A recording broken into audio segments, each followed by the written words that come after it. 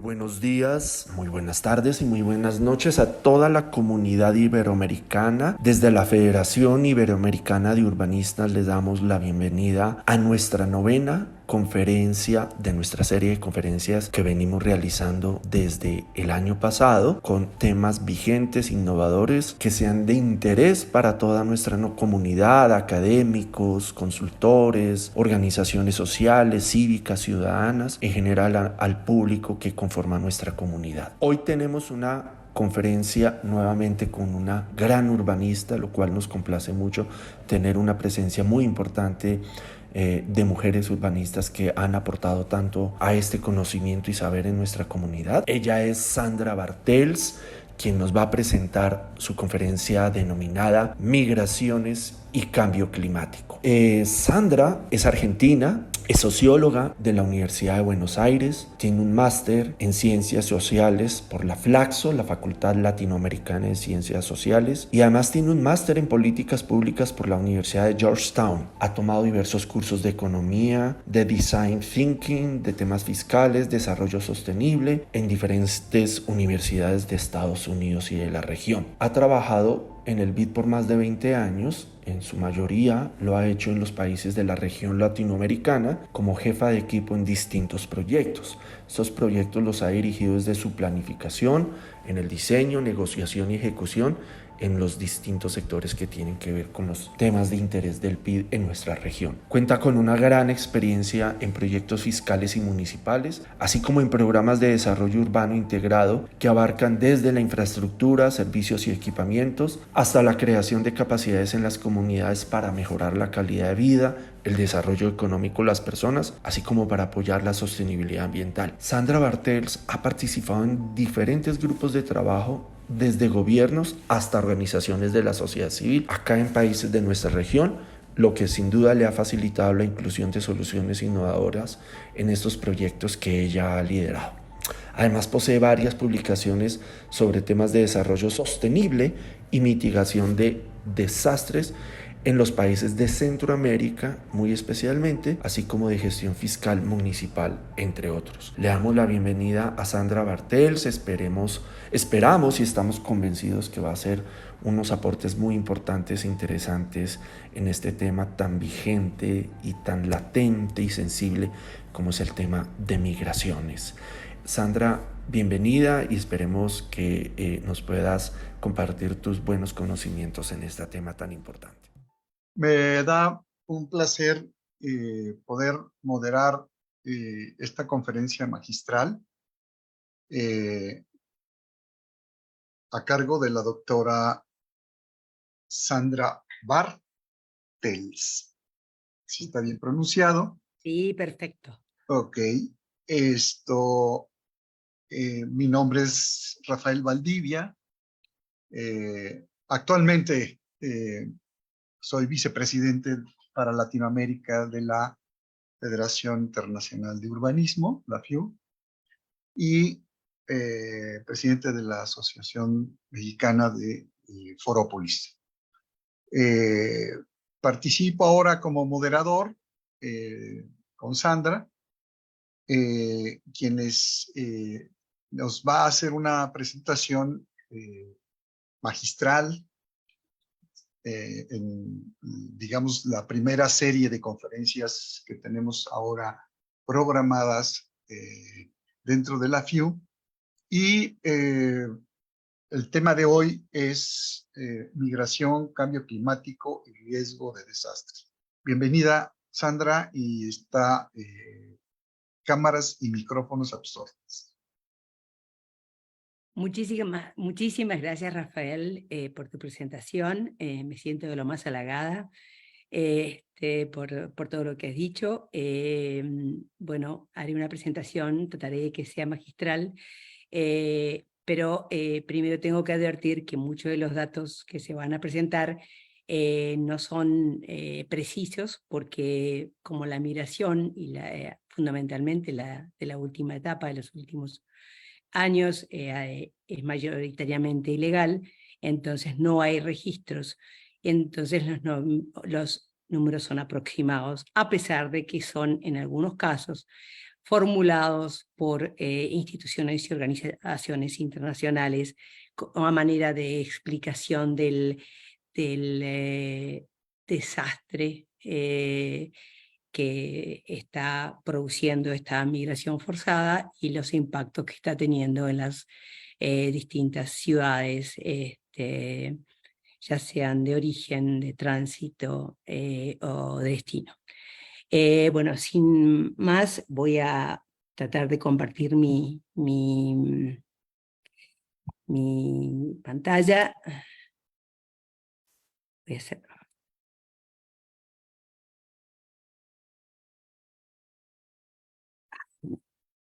Me fue. Ok. En principio, se van a preguntar por qué migración, cambio climático y riesgo de desastres. ¿Qué tiene que ver todo esto? Bueno, está totalmente relacionado, a pesar de que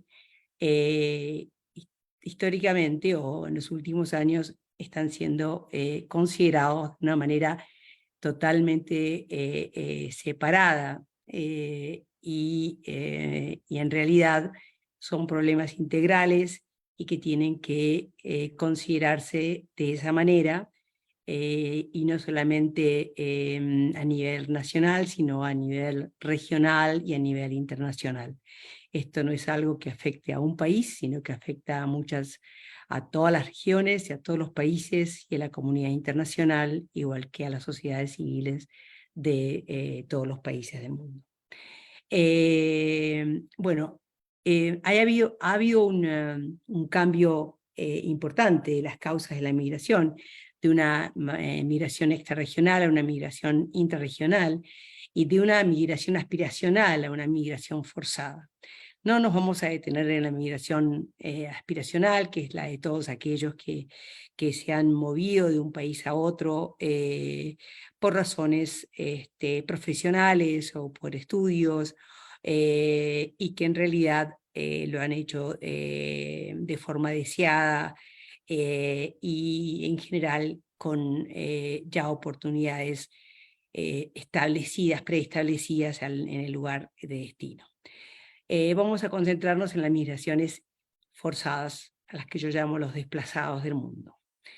Y bueno, la primera migración así forzada más importante es la que ocurre entre 1995 y 2005, donde aproximadamente unos 60 millones de personas se mueven de zonas rurales a ciudades dentro y fuera del país, más fundamentalmente más a las ciudades. O sea, todavía no había un flujo tan importante hacia zonas internacionales, y eso se debe a diferentes motivos que voy a ir nombrando.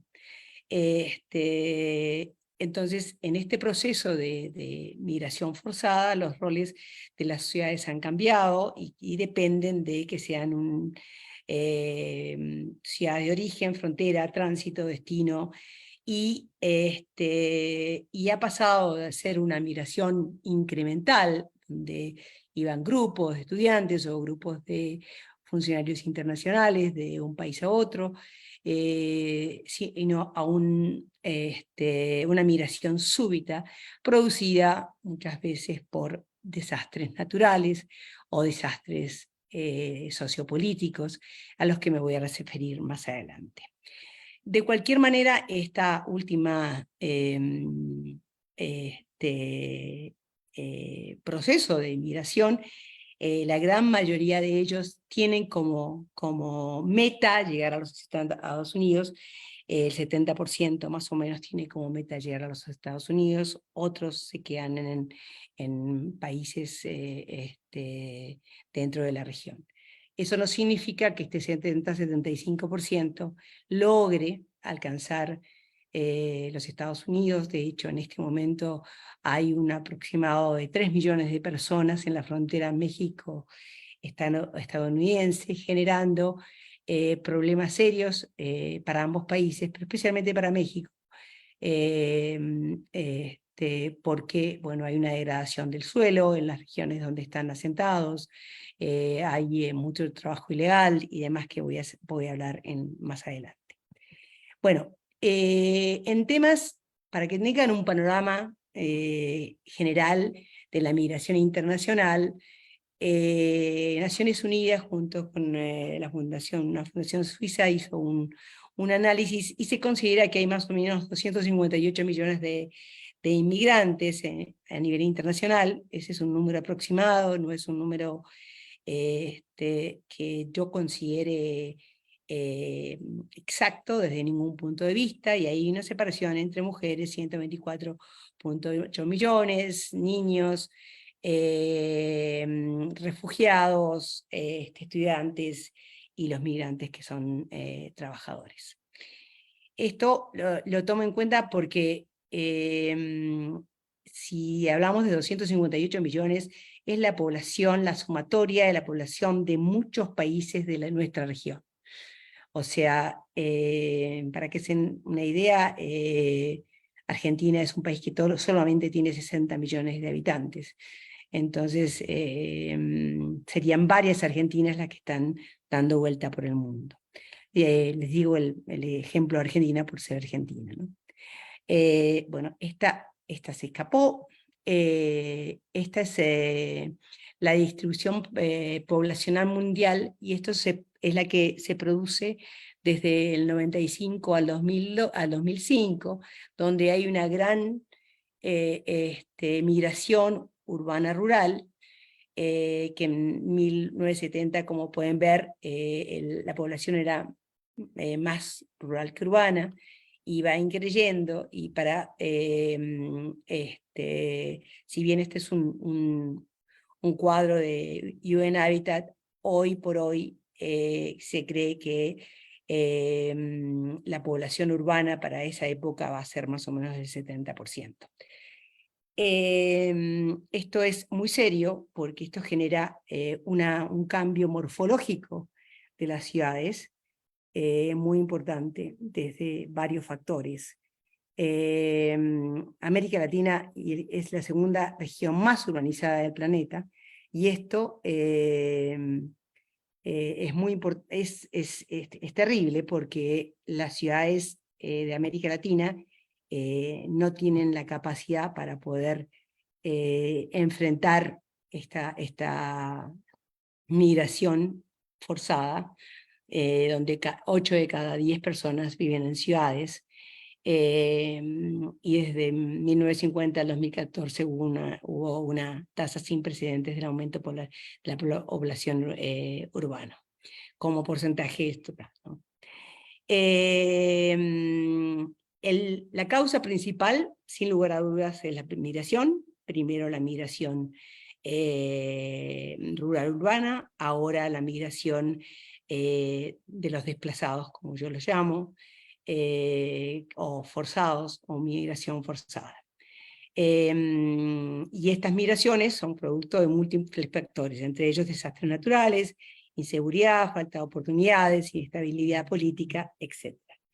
Y entonces, ¿cuál es la idea de los migrantes? Es buscar nuevas oportunidades y mejores calidades de vida en las ciudades, cosa que no ocurre necesariamente. Porque esto genera una serie de implicaciones que inciden directamente en las dinámicas territoriales y en el metabolismo de las ciudades. Y en este sentido, decimos que se produce una urbanización rápida y no controlada de las ciudades. Entonces hay una urbanización expansiva, con una periferia que cada vez se agranda más, con los asentamientos informales, en laderas, en lugares de alto riesgo, sin servicios de ningún tipo, sin agua, sin pavimentación, sin vivienda. Entonces la precariedad es enorme. En general, la gente que se muda o se empezó a migrar de la zona rural a la zona a las ciudades, lo hizo fundamentalmente por sequías, por falta de oportunidades para poder cosechar la tierra, porque los estados no les han dado los recursos como para poder hacerlo. También oportunidades de educación y salud, lo que genera que la población que migra tenga una baja productividad, y entonces, si bien las ciudades tienen el 60%, o corresponde a las ciudades el 60% de la productividad de todos los países de la región. Por ejemplo, en las 10 ciudades más grandes como San Pablo, Brasilia, Ciudad de México, Buenos Aires, Santiago, bueno, solo producen el 30% del PIB. Y esto lo que nos demuestra es que hay una gran ineficiencia laboral. Y esto es por falta de oportunidades educacionales, por falta de formación, y además por salarios muy bajos, porque esto genera, están ilegales en la mayoría de los casos, no se registran, por lo tanto esto genera problemas graves de productividad laboral. También esto genera un aumento de la pobreza y una brecha muy importante, y especialmente en las ciudades grandes. Si uno visita Ciudad de México, si uno visita Brasil, las grandes ciudades, o Buenos Aires, uno va a ver una gran grieta entre aquellos que poseen recursos, educación, salud, y que pueden acceder a todas las oportunidades que la sociedad les ofrece, y un porcentaje muy alto, que voy a dar los números de mi país porque son los que conozco mejor, que es más del 50%, que no tiene acceso a servicios, que no tiene acceso a una educación buena, que no tiene acceso a la salud, que no tiene acceso a oportunidades laborales porque viven en zonas periféricas muy lejos, y los salarios que cobran no les alcanza para poder pagar el transporte y también mantenerse, y eso genera alto grado de inseguridad. ¿Por qué? Porque lo único que me queda es lo que hay, ¿no? Transformarme en uno más de los ilegales que forman parte de las favelas o de los barrios periféricos en Centroamérica, o de las barriadas en Perú, en Lima, o en toda la periferia de la ciudad, de la provincia de Buenos Aires. Estos barrios no tienen servicios públicos en la mayoría de los casos, o son muy deficientes, y también si existen en algunos barrios, tampoco tienen los recursos para pagarlos, porque saben que los servicios se pagan. Entonces no tienen los recursos para pagar agua o luz, y se enganchan de forma ilegal, y generando problemas de electricidad a toda la zona, y en muchos casos usando agua totalmente contaminada. Y cuando se asientan en estos lugares que a veces son pantanos, que a veces son laderas, que a veces, bueno, crean efectos adversos al cambio climático, porque se asientan en lugares cerca de corrientes de agua para poder acceder al agua. Hay una alta contaminación del agua, porque la usan para todo, para lavarse, para bañarse, para tomar, y esto genera graves problemas de salud, especialmente en los niños. También no tienen ningún servicio de acueductos o Por lo tanto, las aguas negras corren por las calles, generando problemas no solamente de salud, sino de contaminación del pH de las tierras aledañas. En este contexto hay una pobreza institucional importante, no hay presencia institucional en estos barrios, y hay muy poca capacidad de intervención por parte de los estados. Tienen presupuestos incrementales, la gran mayoría. No hay presupuestos de mediano plazo, con proyectos que tengan recursos asignados para varios años. Por lo tanto, hay una capacidad muy limitada de los gobiernos de poder intervenir en estos barrios, y si intervienen en una escala muy pequeña, que en realidad impacta muy poco. Estas deberían ser intervenciones enormes. Si tenés 500 barrios, deberías intervenir por lo menos en 200 o 300 barrios a la vez, cuando se intervienen en 10, 20, 12. Y mientras tanto se generan otros 20. Entonces esto es extremadamente problemático. Entonces voy a hacer mención a algunas personas porque me parece importante. Leyburn, Langton, Rankin y Baxter señalan que el impacto negativo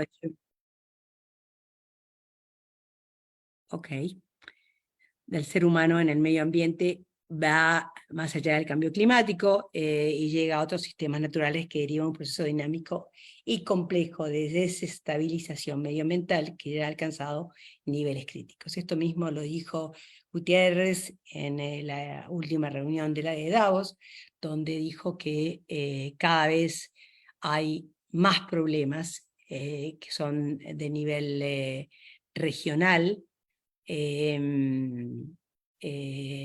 y las acciones son cada vez más fragmentadas.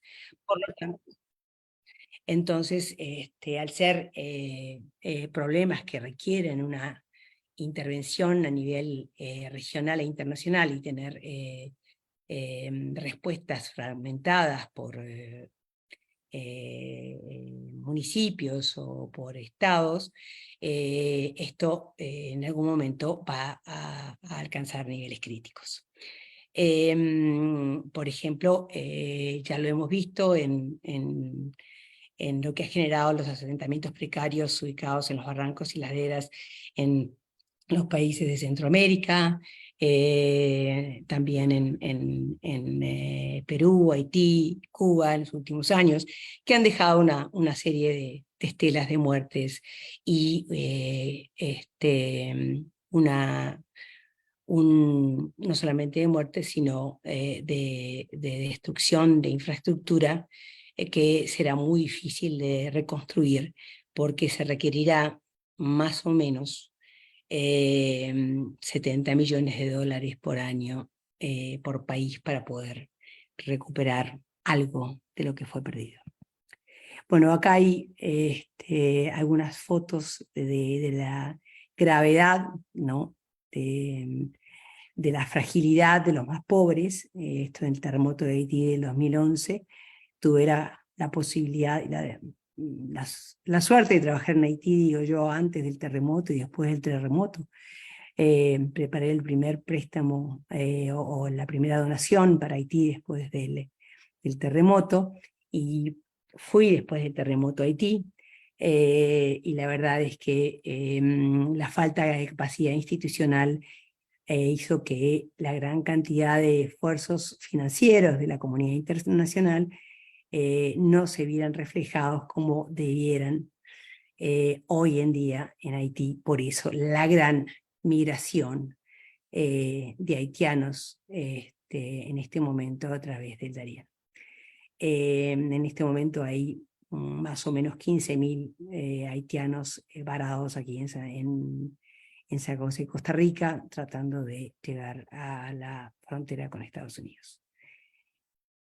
Estas son las inundaciones de Perú del 2022, o sea, claramente esto afecta a las zonas más pobres, con mejores recursos, los más vulnerables, que pierden absolutamente todo, no solamente sus casas, sino que muchas veces los pocos recursos económicos que tienen para su trabajo o su supervivencia. Bueno, ¿cuáles son los desafíos que presentan las ciudades del siglo XXI? Sin lugar a dudas, es necesario la planificación. Hay una necesidad urgente de que los países cuenten con una adecuada política de planificación y gestión de desarrollo humano. Se ha dicho mucho a nivel internacional, en los grandes eventos, en los eventos de ACNUR, en los eventos del G20, en las reuniones de Hábitat,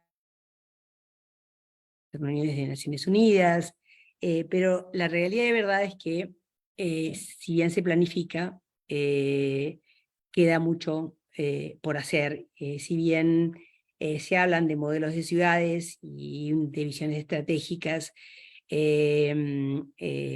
para poder fortalecer un crecimiento económico social, es un tema clarísimo el tema del financiamiento, al que no hemos logrado alcanzar. O sea, los recursos que se necesitan para que la gente no migre y tenga oportunidades en sus países, y para que los países receptores de los migrantes, de los desplazados, tengan los recursos para poder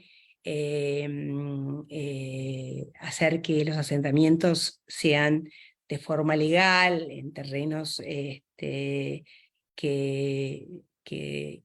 corresponden a las especificaciones del uso del suelo del país correspondiente. Esto no ocurre. Hay mucho discurso, hemos avanzado en el discurso, pero no hemos avanzado en el tema de la financiación. Esto requiere, sin lugar a dudas, una intervención no solamente del sector público, sino del sector privado y de la sociedad civil. Y en este contexto yo personalmente creo que la sociedad civil debe cumplir un rol fundamental en la construcción por lo menos de estrategias de nivel local para que haya estrategias para comunicación, para evitar desastres, muertes y puedan evacuar antes de que ocurra la catástrofe, que se construyan viviendas con materiales que no destruyan totalmente la infraestructura, de que ya no hagamos pavimentos impermeables, sino permeables, entonces ya no haya inundaciones tan graves, de que se hagan alcantarillados, aunque sea en los pueblos, para que ya las aguas contaminadas no corran por las calles y generen gran cantidad de enfermedades. Y cuando hablamos de desastres que se producen muchas veces en los lugares más pobres y más vulnerables, donde se asientan la mayoría de los migrantes forzados, también hay un tema que no necesariamente es un desastre natural, sino que es un desastre social y un desastre económico. Por ejemplo, se trasladan de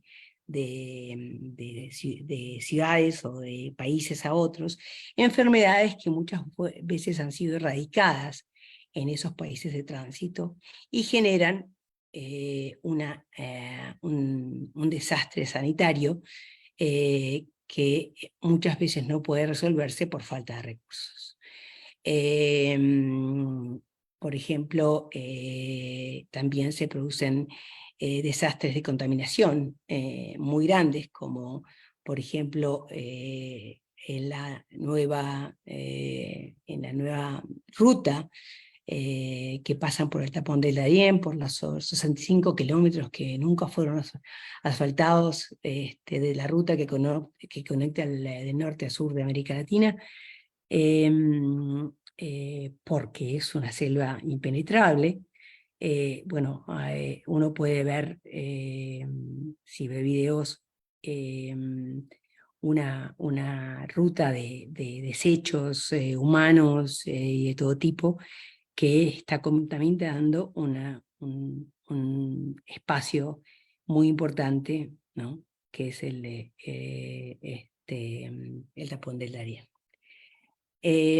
Para esto es importante aumentar la resiliencia económica, social, sanitaria y cultural de las personas, porque también todo esto ocurre por falta de información y por falta de conocimiento de que existen estos problemas y que van increyendo, ¿no? Entonces, todos como comunidad debemos tratar de mitigar estos riesgos de la mejor manera posible. Por eso, la importancia de la participación de la sociedad civil en sus pueblos, mientras los grandes gobiernos no decidan tomar o incluir en sus presupuestos, como lo ha hecho, por ejemplo, Jamaica,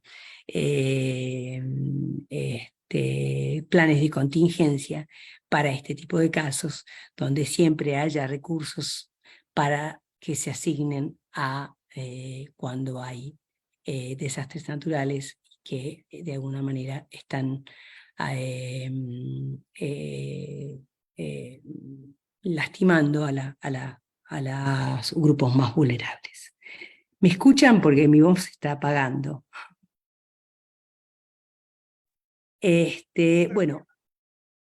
Bueno, hay algo importante que me Oh, te parece que... escuchamos muy bien, Sandra.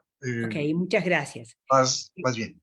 Es algo, esto de pronto no es lo más importante, pero creo que es relevante. En la Agenda 2030 para el Desarrollo Sostenible reconoce en la mayoría de sus ODS, directa o indirectamente, la urgente necesidad de reducir el riesgo de desastres que está produciendo la migración. ¿Por qué? Porque la ocurrencia de estos grandes desastres puede borrar todos los avances económicos y sociales logrados en un país y quizá sea imposible de que sean recuperables y poder alcanzar un desarrollo sostenible. Puedo seguir hablando sobre estos temas, pero yo no sé si prefieren que deje aquí y siga y espere a las preguntas o que siga hablando sobre el tema financiero y el tema de la urgencia de tomar de la mano, o sea, de la ¿cómo se dice? La sartén por el mango, como dicen en mi país, el tema del financiamiento. Sí. Como Creo que... gustes, yo creo que, perdón, me parece que estás abordando temas importantes. Tenemos, creo que algunas reacciones eh, del público que nos está escuchando y viendo. Como gustes, yo creo que los temas de financiación son importantes, dado que una de las grandes carencias, como lo habías mencionado, es la incapacidad eh, económica de las administraciones en turno, de los gobiernos que tanto expulsan como reciben o transitan estos migrantes en términos de no tener estas capacidades de atención, ¿no? Me parece importante. Voy a hacer una pequeña lectura de hay felicitaciones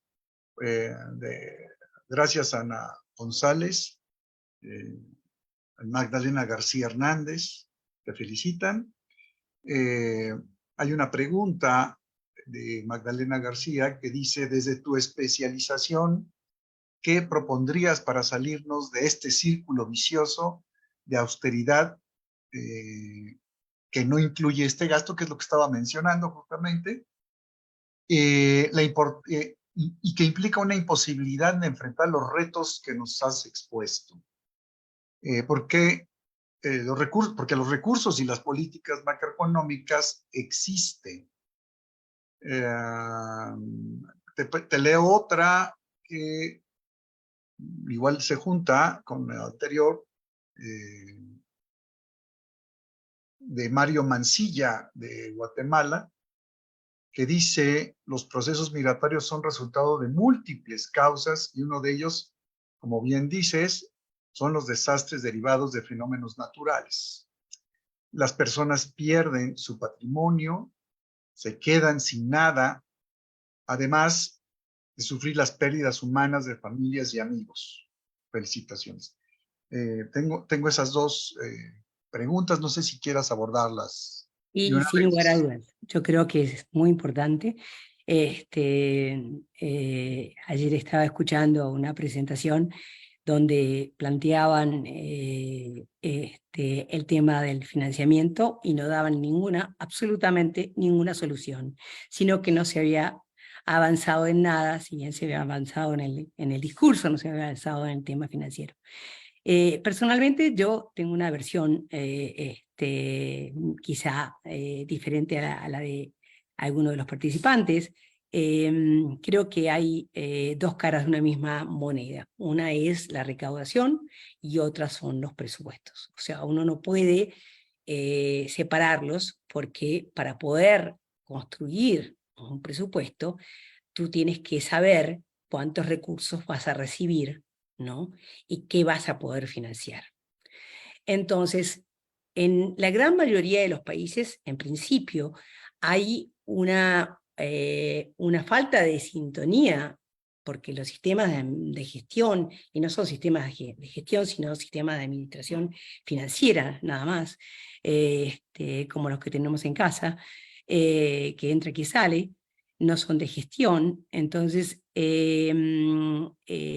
la información sobre lo que entra, ¿no? Lo que se recauda, se informa no en tiempo y forma.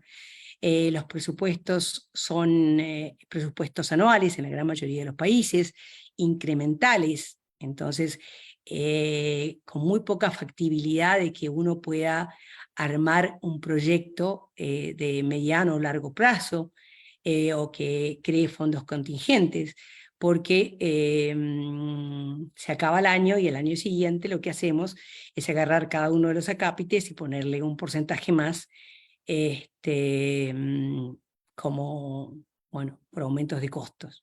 Pero no hay, si bien de alguna manera desde la literatura se ha apoyado los presupuestos de mediano plazo, no han tenido mucha repercusión en los ministerios de finanzas de los gobiernos de América Latina. Eso por un lado. Otra es que en la gran mayoría de los países, si existiera un presupuesto bien elaborado, hay un reto.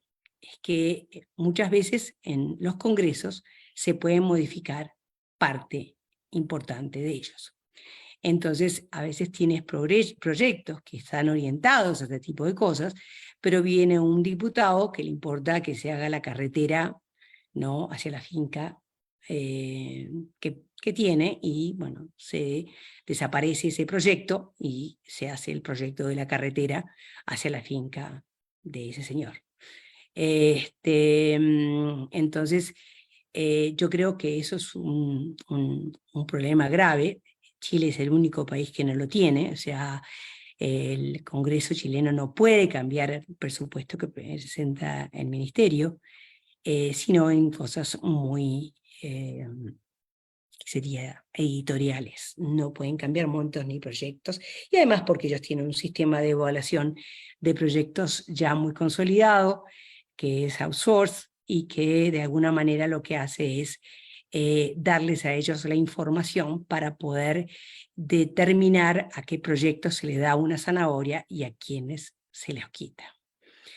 Entonces hay una manera más clara de del uso de los recursos, porque sigues financiando a aquellos que tienen resultados y no a aquellos que no han logrado los resultados. Por otro lado, tiene un fondo de contingencia que sale, es el 2% de lo recaudado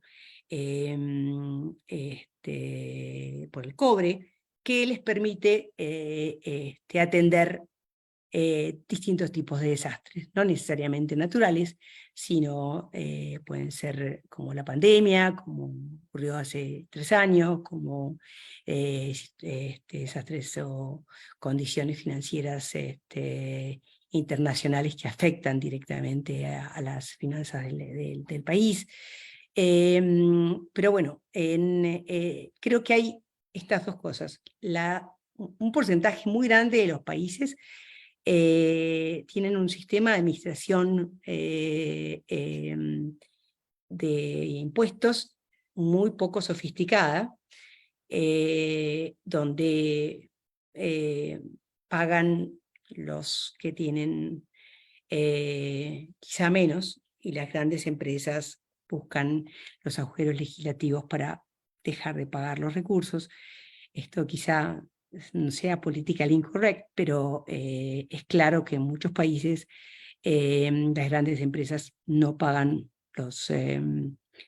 lo que les corresponde, y si lo pagaran, quizá eso debería conllevar a una mejor elaboración del presupuesto, porque si tenemos mayor recaudación, pero seguimos con el mismo tipo de presupuestos, bueno, ¿qué vamos a hacer? Vamos a aumentar el número de empleados públicos, entonces el gasto de capital va a seguir siendo el mismo y vamos a seguir teniendo más gastos de corriente. Entonces, por eso hablo de dos caras de una misma moneda. No se puede cambiar una política fiscal, una política tributaria, si no se cambia la manera de elaborar los presupuestos a nivel nacional. Y esto pasa exactamente igual a nivel local. Creo que a nivel local el problema es más grave, porque lo que se recauda son tasas, esos son fondos propios, y esos fondos propios no van en la mayoría de los países al tesoro, no son contabilizados. Entonces, no hay clara visión de cómo son usados esos fondos, que podrían ser bien usados para localmente, para poder resolver las necesidades que la migración y lo que la migración implica plantea en cualquiera de los países de origen, de tránsito o de destino. En este contexto creo que tampoco hacen una diversificación de tasas. La gran mayoría de los gobiernos locales cobran tasas y no hay una diferenciación. Paga lo mismo un hotel de 4 estrellas que una casita de 40 metros cuadrados. Son tasas de barrio de limpieza, eso pasa en mi país en todos lados. Y a veces hasta tienen apoyos fiscales para que se asienten en determinados lugares algunas empresas y por lo tanto no paguen impuestos. Por eso creo que es importante trabajar a nivel local y a nivel nacional, y por eso el rol de la sociedad civil tiene que ser crucial en esto. O sea, los diputados, los alcaldes no van a hacer esfuerzos porque están por 4 años, por 6 años, depende del país, y bueno, quieren lograr en el tiempo que están alguna cosa para poder cortar algún ribbon, no me acuerdo la palabra, moño, entonces tienen menos incentivos. En Argentina, en la provincia de Córdoba, en la provincia de Corrientes, y es algo que yo implementé también en algunos gobiernos locales en Nicaragua, lo que hicimos es un outsource de la recaudación y una diversificación. ¿Y por qué un outsource? ¿Por qué dejamos que una empresa privada haga la recaudación? porque el impacto político de aumentar la recaudación era tan alto que no había ningún gobierno, ningún alcalde, ningún gobernador, ningún autoridad que quiera, de alguna manera, asumir el costo de aumentar los impuestos y a su vez pedir y fortalecer la capacidad del Ministerio de Finanzas o de Economía o como se llame, o de planificación, para que los presupuestos sean elaborados de otra manera. Entonces hicimos un outsource, entonces esta empresa cobraba un porcentaje de lo que recaudaban de más, pero eso estaba asignado a cápites específicos, ¿no? De salud, de educación, de infraestructura. Por ejemplo, había pueblos que estaban separados por un río en Nicaragua, en algunos, entonces se asignaban a la construcción de ese puente, que era importantísimo, porque en los meses de lluvia los chicos no podrían ir a la escuela porque la escuela estaba del otro lado del río.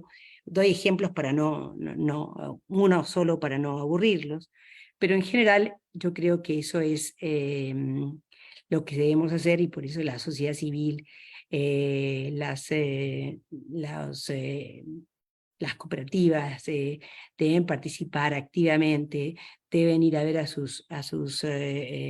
como constituyentes, deberían ir a ver a sus representantes, por algo los votaron, para que de alguna manera influyan en todo este proceso.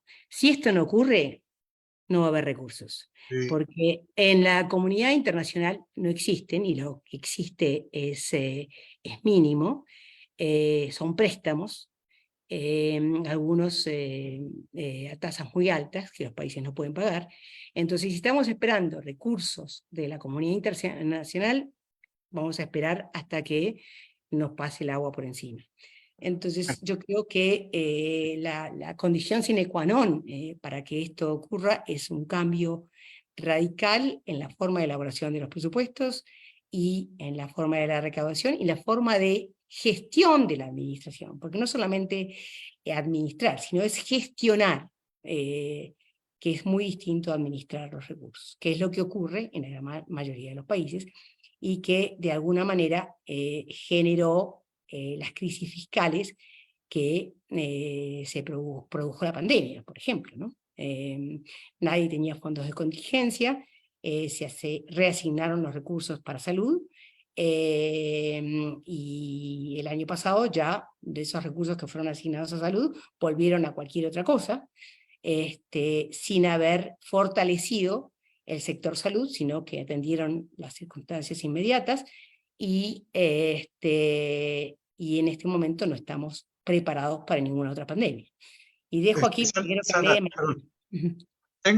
mira, creo que es muy interesante la profundidad que estás atacando ahora de los problemas de financiamiento. Hay un par de preguntas adicionales, pero voy a girar un poquito digamos, la línea hacia otro campo del problema que tocaste tú al principio de tu presentación, y que me parece que por digamos, el espacio de la Federación Iberoamericana de Urbanismo centraría algunos temas que me parece que son relevantes. No digo que la parte del financiamiento, ¿no?, de los gobiernos locales e internacionales sean innecesarios. Yo creo que, bueno, son la base para poder atender este gran problema. Pero hay, fuera de estas imposibilidades que a nivel, digamos, de los acuerdos internacionales o nacionales se tienen, ¿cuáles crees que podrían ser elementos, digamos, más locales, más puntuales, que probablemente no resuelvan el problema, pero sí tienen que atender una situación de emergencia que hoy día países como México, ¿no? En especial como probablemente Turquía, ¿no? En Medio Oriente con la migración eh, asiática, africana, están viviendo como puente a otras latitudes como sería Europa, Alemania, etcétera, o Estados Unidos en el caso de México, ¿no? En donde hay yo digo, un cono como de contención, tanto de política pública como de crisis humanitaria que se están presentando en las fronteras, ¿no? O sea, no hay, bueno, no hay, ya no digo suficientes, no hay elementos de atención urbana, ¿no? Local, para poder medio contener o medio atender las grandes necesidades inmediatas que se requieren pues, en materia de vivienda, salud, administración, ¿no? Porque hay elementos de administración de papeleo, alimentaria, ¿no? Que es crisis, de contaminación, como tú lo mencionas en tu presentación, ¿no? No hay condiciones sanitarias para poder atender esto, independientemente de las causas con las que mucha de esta población de origen viene o transita hacia economías que, entre comillas, piensan que pueden tener una mejor solución y en el camino van generándose una estela de desastres humanitarios, de situaciones, ya no digo complejas, de derechos humanos, ¿no? Y bueno, de empleo, ¿no? Porque pues, esta transición, por lo menos, por ejemplo, en el caso específico de México, dura semanas o meses o probablemente años. Y esa transición no se atiende, ¿no? O se atiende con un mínimo de recursos.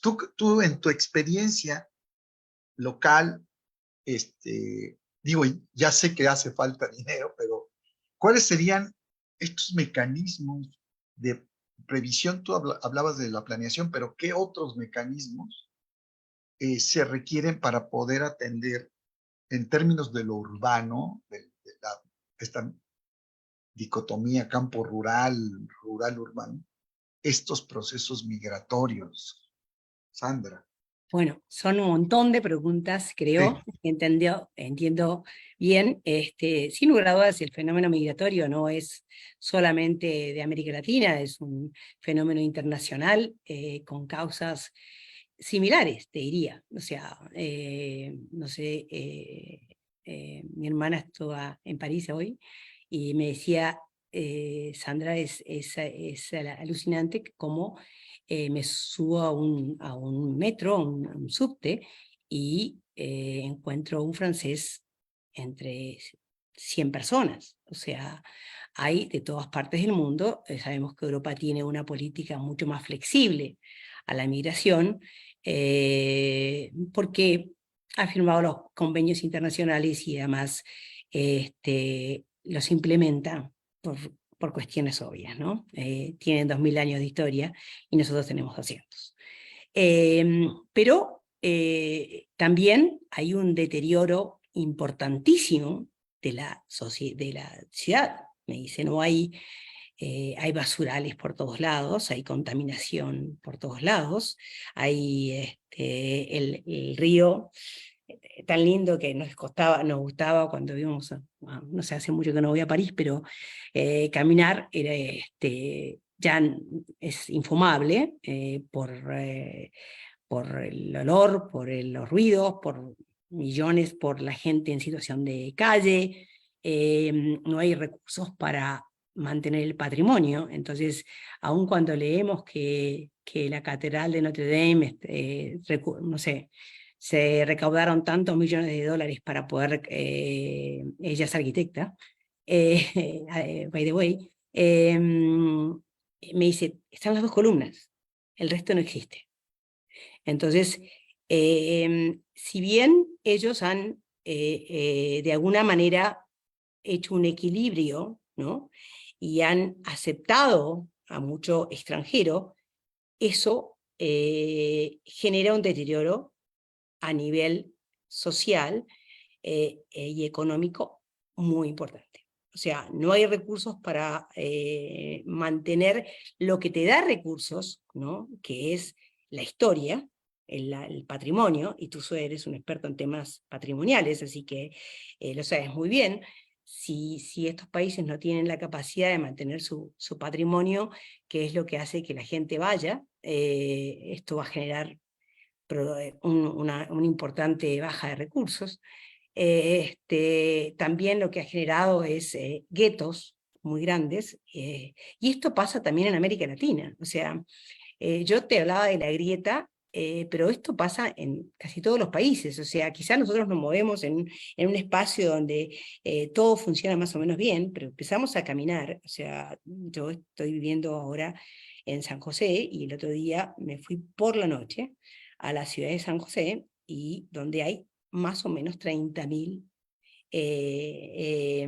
migrantes que están en la zona roja, que no se puede transitar. O sea, yo pasé por la calle paralela, porque si llego ahí, o sea, desaparezco, y me llamó la atención varias cosas. El tema de que el pasaje de esta gente, que es desafortunadamente la gente con menos recursos, ha sido muy brutal, y había muchas violaciones, y ahí no existen, en el tapón de la DIAN no existen los derechos humanos, han desaparecido personas, chicos. Entonces, como que la única salida es la droga, el alcohol. Entonces ves a la gente drogada, ves a la gente que deja a los chicos en la mitad de la calle, ¿no? Para ver si alguien se los lleva. Ves una prostitución que ha aumentado en edad sustancialmente, o sea, o por lo menos parecen mayores de las que uno veía normalmente en La Habana, o en República Dominicana, o en aquellas ciudades o aquí mismo en las playas de Costa Rica, donde hay un turismo sexual muy grande.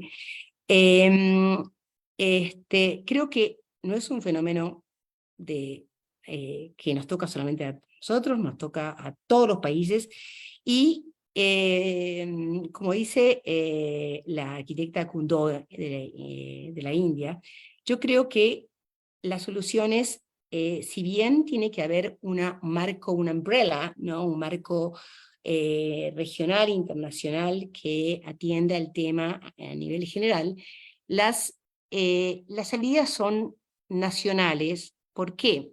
Porque es como la comida, ¿no? México tiene su comida, tiene su propia tipo de alimentación, Argentina tiene su propio tipo de alimentación, entonces tenemos que buscar aquellos aspectos culturales, ¿no? Que hacen que podamos reconstruir de alguna manera con la sociedad civil el tejido social, que se destruye como producto de la migración. Entonces, y por eso digo que la intervención de la sociedad civil es tan importante, de las fundaciones, de las cooperativas. Sin ellos no hay salida, porque los gobiernos, no hay una integración a nivel de gobierno. Tenemos gobiernos con banderas distintas, con intereses distintos, con un gran nacionalismo y una gran fobia a todos los migrantes. Entonces yo creo que tendríamos que tener una umbrella que cubre, y creo que la Agenda 2030 ayuda en eso, si se la toma seriamente, y solamente, no deja de ser solamente 17 objetivos de desarrollo y nada más, y no se hace nada al respecto. Pero creo que en este contexto no hay muchas salidas. Si vos no tenés organismos internacionales que tengan los recursos, o que puedan hacer donaciones, sino que puedan dar solamente préstamos, con gobiernos con déficits fiscales, y no te queda otra que la sociedad civil tenga una participación y que haya más empatía. O sea, muchísimo, lo que se necesita es más empatía, que es lo que menos hay, porque desafortunadamente la pandemia lo que ha generado es un individualismo cada vez mayor. Entonces, por eso dije que yo no tengo la receta mágica, o sea, estoy pensando en voz alta, pero por lo que yo he visto, lo que he vivido, es que si el sector privado y la sociedad civil no se juntan y ejercen cierta presión para que haya un presupuesto mucho más orientado a la gestión y con una capacidad de recaudación orientada a la gestión y al uso correcto de los recursos. La verdad es que, como dijo Gutiérrez en la reunión de Davos, vamos directamente al pantano. Eh, Creo que es un tema que tenemos que seguir pensando. Conocemos las causas, conocemos los problemas que genera en todo el proceso. Eh, no tenemos las respuestas. Y cuando tenemos algunas respuestas, nos hacen otras preguntas. ¿Cómo me las hiciste tú?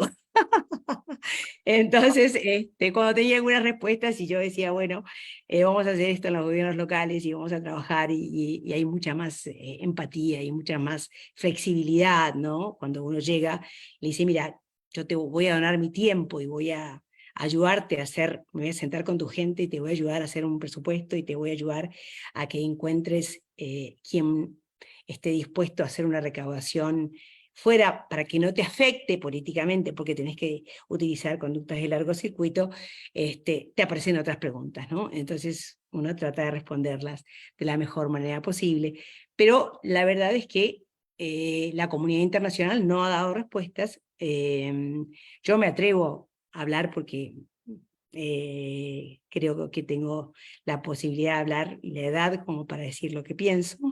Eh, eh, Mucha gente estará de acuerdo, otra gente no estará de acuerdo, pero bueno, de eso se trata la discusión. Y bueno, aquí quedo y si no te contesté la pregunta, No, pregúntamela de nuevo y si no, seguimos con otras preguntas sí. y para continuar con esto, que yo estoy fascinada, o sea, es un tema muy nuevo, es un tema que muy poca gente sabe y muy poca gente quiere saber. Sí.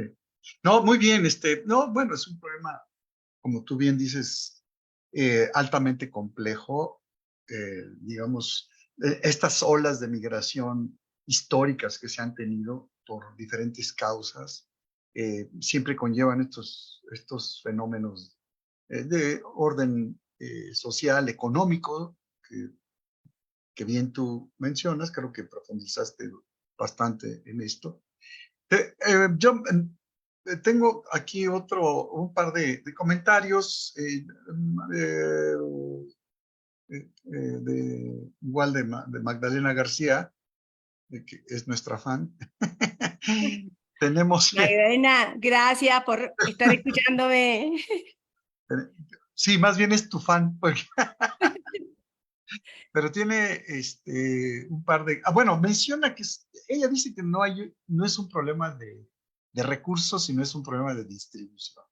Y es un problema que pues, viene acumulándose desde la formación y consolidación del Estado neoliberal y que de la economía neoliberal, de economías de mercado, en donde pues, seguramente hay prioridades de otro tipo y que pues la forma de poder financiar este tipo de cosas pues, es generar una óptica más de regulación que de redistribución, o primero de regulación y después la distribución, pensando pues, en que hay una capacidad límite del planeta para hacerlo, ¿no? Sí, claro. Y por último, dice que, pues efectivamente, ¿cuáles serían los efectos y retos de tener un planeta en el que se equilibre la población en su distribución urbana o rural? Habla del movimiento campo-ciudad. Yo creo que tú mencionaste inclusive los porcentajes, ¿no? De estos eh, procesos migratorios campos Ujú.